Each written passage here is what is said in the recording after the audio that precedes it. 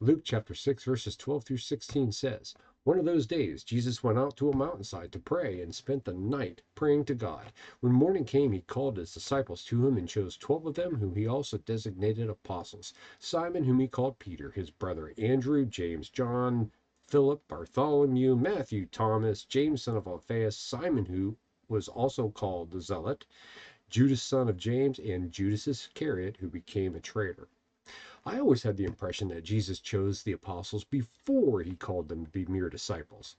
The passage indicates that this is not what happened. This passage seems to indicate that people started following Jesus, thereby becoming disciples, and in one day, Jesus designated 12 of them as apostles. Instant promotion.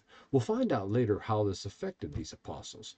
With 2020 hindsight, we would remind them, these 12 apostles, to not get into too big of a hurry to feel superior to the other followers. After all, Judas Iscariot was an apostle of Jesus Christ, called by Jesus at the same time as the other 11. So what happened here?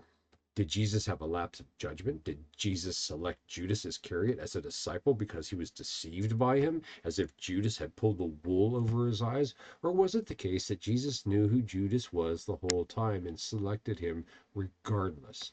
And before you or I start feeling superior to Judas Iscariot, Jesus called you and I just like he called Judas. The ground before the cross of Christ is utterly level. Never forget. When we give our lives to Jesus, we have the potential to be a Moses, King David, Paul of Tarsus. However, it is unfortunately true that you and I also have the potential to be Judas Iscariot.